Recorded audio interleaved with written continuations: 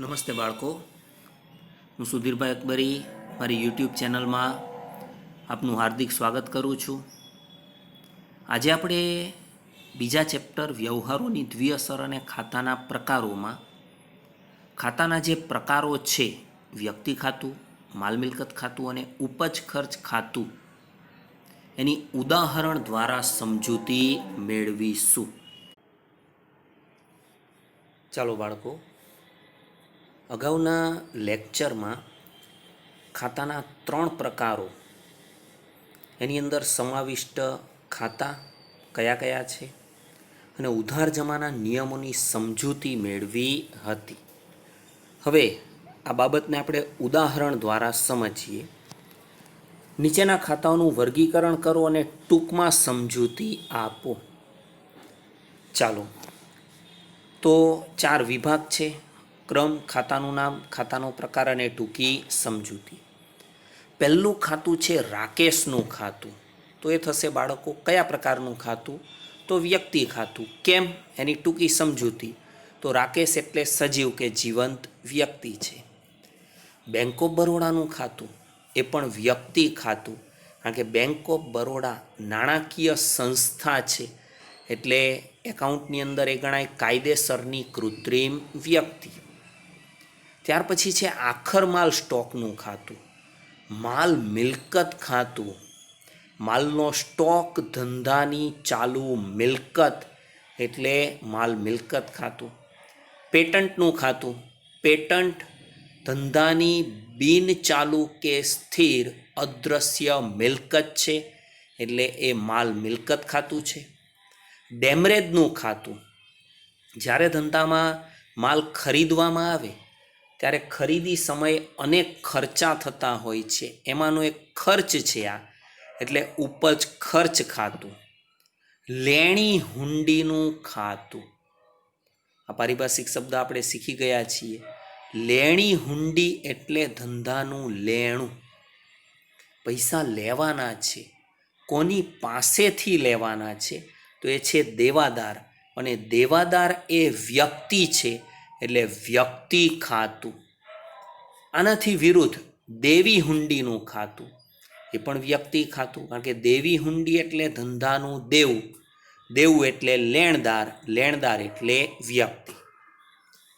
Bank ઓવરડ્રાફ્ટનું ખાતું. બાળકો, bank overdraft એટલે ધંધાનું બેંક પ્રત્યેનું દેવું ગણાય. બેંક દ્વારા વેપારીઓને એક સુવિધા આપવામાં આવે છે.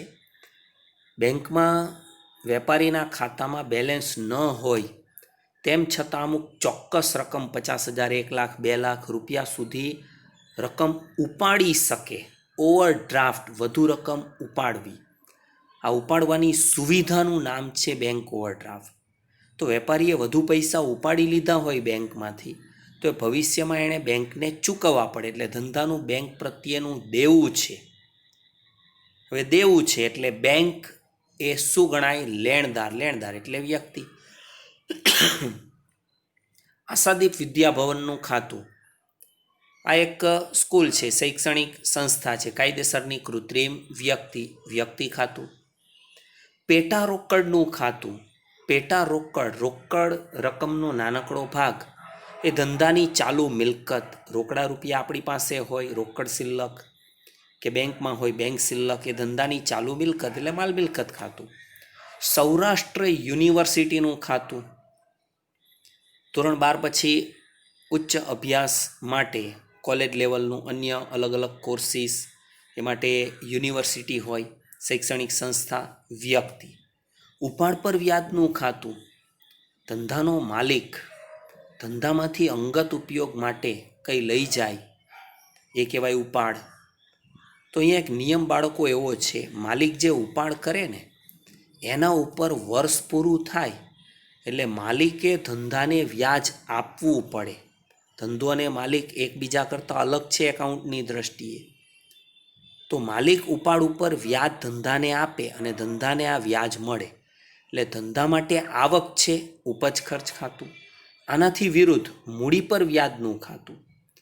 મૂડી ધંધામાં લાવશે માલિક, માલિક મૂડી રોકે, વર્ષ પૂર્ણ થાય ને એટલે માલિકે જે પૈસા રોકેલા છે મૂડીના, એના પર ધંધામાંથી એને વ્યાજ મળે. તો માલિકને વ્યાજ મળે, કોણ આપશે? ધંધો. એટલે ધંધાએ ચૂકવેલ ખર્ચ, ધંધા માટે ખર્ચ, ઉપજ ખર્ચ ખાતું. ટાટા કંપનીનું ખાતું, કંપની કાયદેસરની કૃત્રિમ વ્યક્તિ, સંસ્થા વ્યક્તિ ખાતું.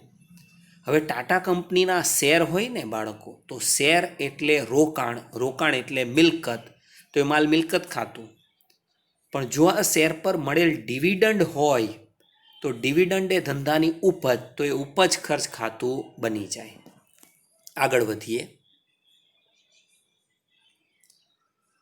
ચાલો હવે લીધેલી લોનનું ખાતું. આપણે બેંકમાંથી કે અન્ય કોઈ વ્યક્તિ પાસેથી લોન લીધી હોય તો ભવિષ્યમાં એ રકમ તમારે ચૂકવવાની, એટલે ધંધાનું દેવું. એટલે સામેની વ્યક્તિ કે બેંક એ લેણદાર ગણાય, એ વ્યક્તિ છે. ટાટા કંપનીના ડિબેન્ચરનું ખાતું, જેવી રીતે શેર એવી રીતે ડિબેન્ચર, ડિબેન્ચરમાં રોકાણ, રોકાણ એટલે મિલકત, માલ મિલકત ખાતું. ડિબેન્ચર પર મળેલ વ્યાજનું ખાતું, ડિબેન્ચરના રોકાણ પર વ્યાજ મળે તો એ શું છે? તો એ ધંધાની ઉપજ કે આવક છે, એટલે ઉપજ ખર્ચ ખાતું. ચૂકવેલ વ્યાજ, વ્યાજ તમે ચૂકવો છો, ધંધાનો ખર્ચ, ઉપજ ખર્ચ ખાતું. વીમા પ્રીમિયમનું ખાતું, વીમા પ્રીમિયમ એ પણ ધંધાનો ખર્ચ, વીમો લીધો હોય એનું પ્રીમિયમ ચૂકવવું પડે, ઉપજ ખર્ચ ખાતું. ઘાલખાત પરતનું ખાતું, અગાઉ વાત કરેલી, ઘાલખાત એ ધંધાનું નુકસાન છે. દેવાદાર તમને અમુક રકમ પાછી આપે, ઘાલખાત પરત ધંધાની ઉપજ, ઉપજ ખર્ચ ખાતું. ઓફિસ ખર્ચ ખાતું, અંદર જ જવાબ છે, ઓફિસ ખર્ચ ધંધાનો ખર્ચ, ઉપજ ખર્ચ ખાતું. પગાર ચૂકવવાનો બાકી, આ સમજાવેલું હતું બાળકો. ચૂકવવાનો બાકી ખર્ચ એટલે ધંધાનું દેવું, દેવું એટલે લેણદાર, લેણદાર એટલે વ્યક્તિ. આનાથી વિરુદ્ધ અગાઉથી ચૂકવેલ ભાડું, તો અગાઉથી ચૂકવેલ ભાડું કે ખર્ચ ધંધાનું લેણું, લેણું એટલે દેવાદાર, દેવાદાર એટલે વ્યક્તિ. મળેલ કમિશન, મળેલ છે, ચાલો મળેલ કમિશન એટલે ધંધાની ઉપજ, ઉપજ ખર્ચ ખાતું. પણ જો કમિશન મળવાનું બાકી હોય, સમજો, તો લેવાનું છે, ધંધાનું લેણું, લેણું એટલે દેવાદાર, દેવાદાર એટલે વ્યક્તિ. અગાઉથી મળેલ કમિશન તો આનાથી વિરુદ્ધ ધંધાનું દેવું છે, દેવું એટલે લેણદાર, લેણદાર એટલે વ્યક્તિ.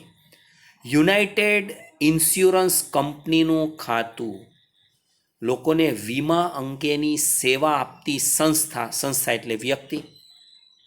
રેલવેનું ખાતું, આપણે રેલવે દ્વારા માલ મંગાવીએ, માલની ખરીદી કરીએ ત્યારે રેલવે કંપનીને જે ભાડું આપવાનું થાય એ રેલવેનું આપણો ખર્ચ છે, ઉપજ ખર્ચ ખાતું. રોયલ્ટી એ પણ આવો ખરીદી કે ઉત્પાદનનો ખર્ચ છે, ઉપજ ખર્ચ ખાતું. યંત્ર રિપેરિંગ કે સમારકામ ખાતું, સમારકામ રિપેરિંગ ખર્ચ, ઉપજ ખર્ચ ખાતું. વાહનનું ખાતું, વાહન ધંધાની બિનચાલુ દ્રશ્ય મિલકત, માલ મિલકત ખાતું. ત્યાર પછી છે આવકવેરાનું ખાતું. આવકવેરો એ ધંધાના માલિકનો અંગત ખર્ચ ગણાય બાળકો. અંગત ખર્ચ એટલે ઉપાડ, અને આપણે સમજાવેલું ઉપાડ અને મૂડી એટલે માલિકના ખાતા, માલિક એટલે વ્યક્તિ. આવકવેરાનું રિફંડ એ શું છે? આવકવેરાની વધુ રકમ ચૂકવાઈ ગઈ હોય તો બીજા વર્ષે આવકવેરા ખાતું, ઇન્કમટેક્સ ડિપાર્ટમેન્ટ રકમ પાછી આપે, એને ઇન્કમટેક્સ રિફંડ, આવકવેરા રિફંડ કહેવાય. એ રકમ માલિકની અંગત આવક એટલે કે મૂડી કહેવાય, તો મૂડી એટલે વ્યક્તિ. ચાલો, રમાબહેન જીવંત વ્યક્તિ એટલે વ્યક્તિ ખાતું. આપેલ કે ચૂકવેલ કમિશન એટલે ધંધાનો ખર્ચ, ઉપજ ખર્ચ. મળેલ વટાવ, મળેલ છે ધંધાની ઉપજ, ઉપજ ખર્ચ ખાતું. આપેલ વટાવ, આપેલ ધંધાનો ખર્ચ, ઉપજ ખર્ચ ખાતું. જસાણીનું ખાતું, જસાણી જીવંત વ્યક્તિ, વ્યક્તિ ખાતું. પણ જસાણી એન સંસ હોય તો આ ધંધો થઈ જાય, કૃત્રિમ વ્યક્તિ સંસ્થા કહેવાય તો વ્યક્તિ જ. ખરીદ ખાતું, માલની ખરીદી, માલ આવે, ધંધામાં માલ આવે છે, માલ મિલકત ખાતું. ખરીદ માલ પરત ખાતું, ખરીદેલો માલ પરત જાય, માલની જાવક, એ પણ માલ મિલકત ખાતું.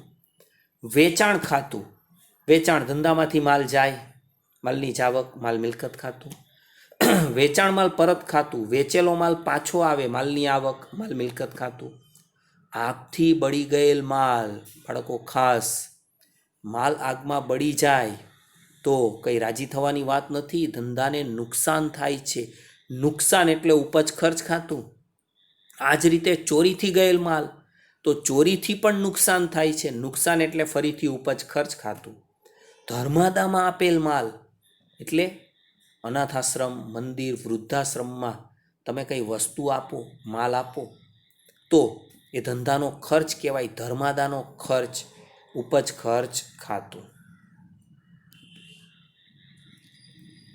ત્યાર પછી છે ઘાલખાદ.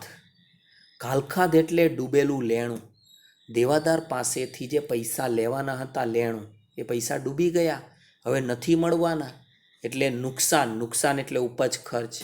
સ્ટેશનરી ખાતું, ખાલી સ્ટેશનરી એટલે ધંધાનો ખર્ચ, ઉપજ ખર્ચ ખાતું. પણ સ્ટેશનરીની પાછળ સ્ટોક લાગી જાય, સ્ટેશનરી સ્ટોક, તો સ્ટોક આવે એટલે હંમેશા ધંધાની ચાલુ મિલકત, એટલે માલ મિલકત ખાતું. ધીરેલી કે આપેલી લોનનું ખાતું, તમે કોઈને લોન આપેલી હોય તો ભવિષ્યમાં એના પૈસા લેવાના, લેણું, તો સામે વ્યક્તિ છે એટલે વ્યક્તિ ખાતું. બેંક લોનનું ખાતું, તમે બેંકમાંથી લોન લીધી તો તમારું બેંક પ્રત્યેનું દેવું, તો બેંક એ વ્યક્તિ જ છે, વ્યક્તિ ખાતું. જીવન વીમા પ્રીમિયમનું ખાતું, જુઓ ખાસ બાળકો, ખાલી વીમા પ્રીમિયમ હોય ને તો ધંધાનો ખર્ચ, પણ જીવન કે જિંદગીનું વીમા પ્રીમિયમ તો કોની જિંદગી, તો માલિકની.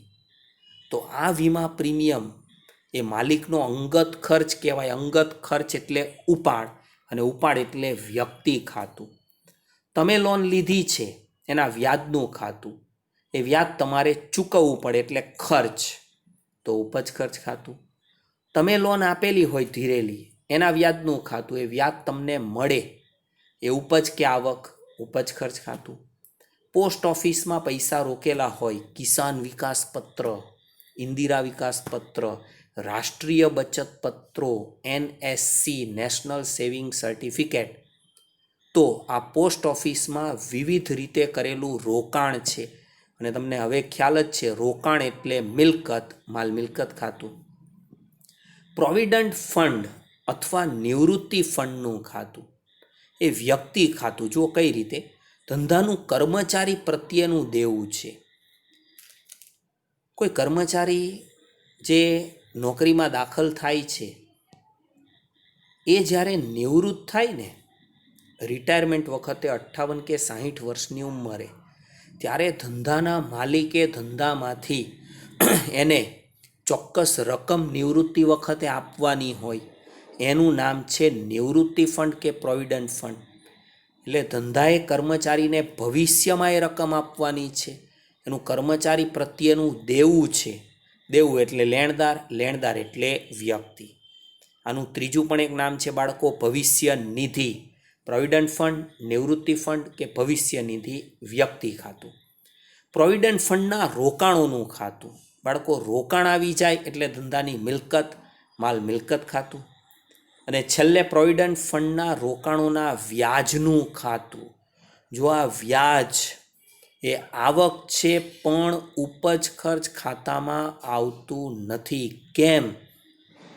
કર્મચારી જ્યારે નોકરીમાંથી નિવૃત્ત થાય ત્યારે તેને પ્રોવિડન્ટ ફંડની રકમ ધંધાનો માલિક વ્યાજ સહિત આપે છે.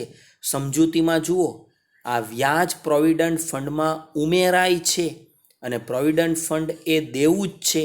દેવું એટલે લેણદાર, વ્યક્તિ એટલે આ ખાતું વ્યક્તિ ખાતું ગણાશે. તો બાળકો, તમારી સામે 60 અલગ અલગ ખાતાઓની સમજૂતી મૂકેલી હતી. બરાબર તમે એક વખત, બે વખત, 3 વખત, જ્યાં સુધી ન સમજાય ત્યાં સુધી આ લેક્ચર જોઈ અને 60 ખાતા બરાબર સમજી લેવાના છે. એને આધારે તમારે ચોપડીનું પાના નંબર 33 ઉપર આપેલું ઉદાહરણ નંબર 4 એ ગણી નાખવાનું છે. સેમાના જેવું જ છે. એટલે કુલ 100 કરતાં વધુ ખાતાની સમજૂતી તમારી પાસે આવી જશે. એટલે આગળના દાખલામાં તમને કોઈ તકલીફ પડશે નહીં. ક્લિયર? બસ તો આ સાથે આપણે અટકીએ. આવજો.